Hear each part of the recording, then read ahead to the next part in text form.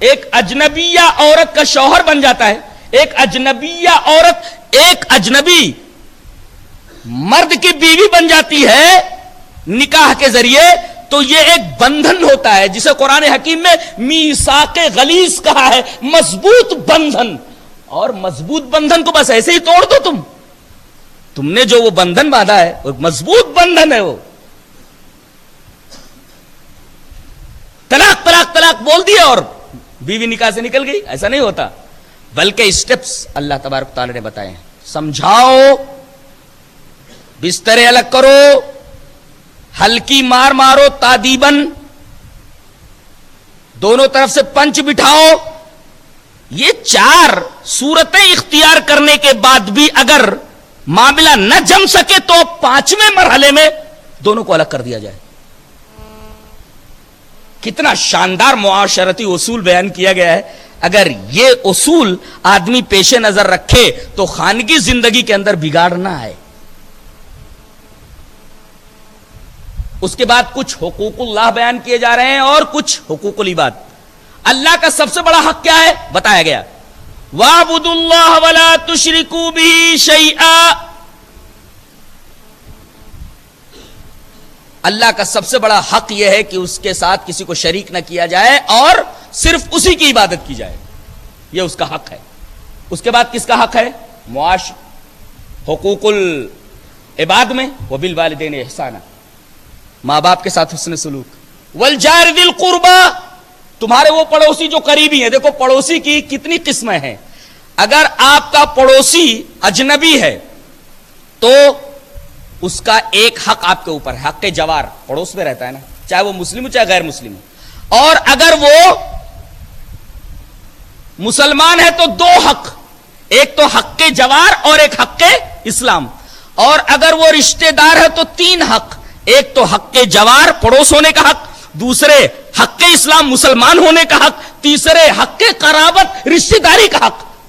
3 حقوق آپ کے اوپر عائد ہو گئے. تو اللہ کا حق کیا ہے؟ حقوق اللہ میں سب سے بڑا حق اللہ کا کیا ہے کہ صرف اسی کی عبادت کی جائے اور اس کے ساتھ کسی کو شریک نہ کیا جائے. اس کے بعد حقوق العباد کے اندر ماں باپ کا حق سب سے زیادہ ہے، پھر پڑوسیوں کا ہے، والجار ذی القربى والجار الجنب.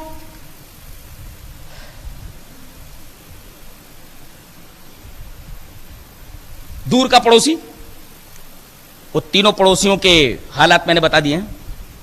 وہ صاحب بالجنب، اور آپ کے بغل کا ساتھی. قرآن حکیم نے وہ صاحب بالجنب کہہ کر کے کتنی وسعت پیدا کر دی ہے. بس میں آپ بیٹھے ہوئے ہیں، کوئی عورت کھڑی ہوئی ہے، آپ کھڑے ہو جائیں، آپ بیٹھیے، چاہے وہ غیر مسلم ہو چاہے مسلم ہو، بیٹھو. آپ کے ساتھ میں بس میں یا گاڑی میں کوئی بیٹھا ہوا، اسے کوئی تکلیف ہو گئی تو آپ کا فرض بنتا ہے کہ آپ اس کی مدد کریں، اس کا تعاون کریں، اگرچہ وہ آپ کے لیے اجنبی ہے.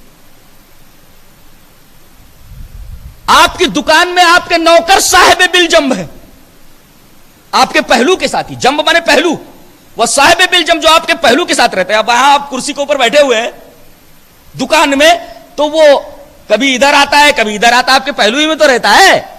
لہذا ملازم بھی نوکر بھی وہ صاحب بالجنب کے دائرے میں آگے، وہ آپ کے حسن سلوک کے مستحق ہے. بس میں آپ کا ساتھی، ریلوے میں آپ کا ساتھی، سفر میں آپ کا ساتھی، ہوائی جہاز میں آپ کا ساتھی، اس کے حقوق آپ کے اوپر ہیں.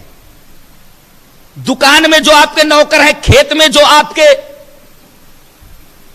کام کرنے والے ہیں، آپ کی کمپنی میں جو ورکرز ہیں، یہ سارے کے سارے وہ صاحب بالجنب کے دائرے میں آ گئے. اللہ تبارک و تعالیٰ نے ایک لفظ بول کر کے کتنا وسیع مفہوم اس کے اندر پرو دیا، سمو دیا. ان سب کے ساتھ آپ حسن سلوک کریں. اس کا مطلب یہ ہوا کھیت میں کام کرنے والا جو آپ کا نوکر ہے اس کے ساتھ آپ حسن سلوک کریں. آپ کی دکان میں کام کرنے والا جو نوکر ہے اس کے ساتھ بھی حسن سلوک کریں، بھائیو جیسا. بس میں آپ کے ساتھ کوئی اجنبی ہو، وہ آپ کے پہلو کا ساتھی ہو گیا، اس کے ساتھ بھی آپ حسن سلوک کریں. کیسی کیسی تعلیم دیتا ہے قرآن حکیم اللہ.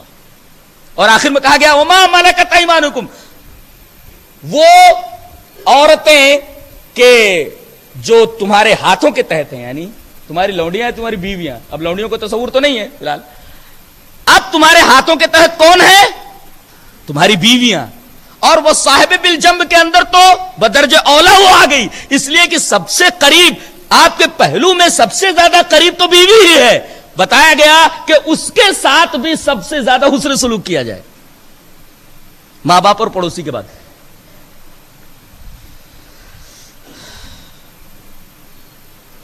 اس کے بعد بتایا جا رہا ہے کہ 3 چیزیں اللہ تبارک و تعالیٰ کو بہت ناپسند ہے، یہ کسی کے اندر نہیں ہونی چاہیے. وہ 3 چیزیں کون سی ہیں؟ کہا گیا ایک تو تکبر، ایک تو تکبر،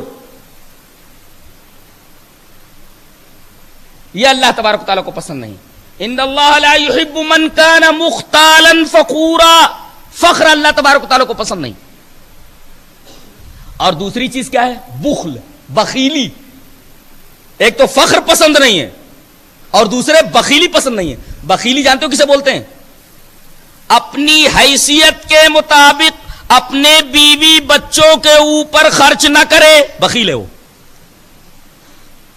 کماتا ہے 10,000 روپیہ، بیوی کو پکڑا دیتا ہے 2,000 میں مہینہ بھر چلا لینا ہے. اپنی حیثیت کے مطابق بال بچوں کے اوپر خرچ نہ کرے، وہ بخیل ہے. اور وہ آدمی بھی بخیل ہے کہ اللہ کے راستے میں کچھ دینے کے لیے اس کا ہاتھ نہ نکلے، وہ بھی بخیل ہے. اپنی حیثیت کے مطابق اپنے بال بچوں پر نہ خرچ کرے، وہ بھی بخیل. اور اللہ کے راستے میں دینے کے لیے اس کا ہاتھ نہ بڑھے، وہ بھی بخیل. تو اللہ تبارک تعالیٰ تو ایک کو فخر ناپسند ہے اور دوسرے بخیلی ناپسند ہے. اور تیسرے وَيَكْتُمُونَ مَا آتَاهُمُ اللَّهُ مِنْ فَضْلِهِ، اللہ نے جو اپنا فضل دیا ہے اس کو چھپاتے ہیں. وہ کیسا چل رہا ہے، دکان کیسی چل رہی ہے؟ ارے بڑا برا حال ہے، کسٹمرز تو دکھتے نہیں دن بھر، حالانکہ خوب مال بنا رہا ہے، وہ بہت پیسے کھینچ رہا ہے. اور اللہ کے اس فضل کو چھپا رہا ہے جو اللہ اسے دے رہا ہے. اللہ خوب نواز رہا ہے، خوشحال ہے لیکن کہتا بہت بدحال ہوں. خوب کما رہا ہے لیکن کہتا ہے کہ بس روٹی چل رہی ہے، روٹی چٹنی کھا رہے. ارے روٹی چٹنی کا کو کھا رہا ہے، یہ جو پیسے بنا رہا ہے. تو اللہ تبارک و تعالیٰ نے جو تجھے فضل دیا ہے اس کا اظہار کر، اللہ کا شکر ہے، اچھا کما رہا ہوں. وَيَكْتُمُونَ مَا آتَاهُمُ اللَّهُ مِنْ فَضْلِهِ، اللہ تبارک و تعالیٰ نے جو فضل اسے دیا اس کو وہ چھپائے. تو یہ 3 چیزیں اللہ کو سخت ناپسند ہے. پہلی چیز فخر پسند نہیں ہے، دوسرے بخل پسند نہیں ہے. الَّذِينَ يَبْخَلُونَ وَيَأْمُرُونَ النَّاسَ بِالْبُخْلِ، فخر ناپسند ہے، بخل یعنی بخیلی کنجوسی ناپسند ہے. اور تیسرے اللہ خوشحال رکھے تو خوشحالی کا اظہار نہ کرے بلکہ بتائے کہ بہت بدحال ہوں. اس لیے کہ اس صورت میں بندہ اللہ کا ناشکرا بن جاتا ہے، اللہ کی ناشکری کرتا ہے اور اللہ کو اپنی ناشکری سخت ناپسند ہے. تو یہ 3 چیزیں اللہ کو بہت ناپسند ہیں.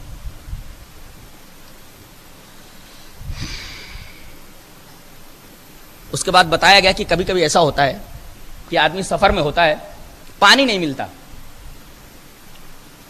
اب بغیر وضو کے تو نماز ہوتی نہیں ہے، اب کیا کرے؟ کہتے تیمم بنا لے. فَإِن لَّمْ تَجِدُوا مَاءً فَتَيَمَّمُوا صَعِيدًا طَيِّبًا،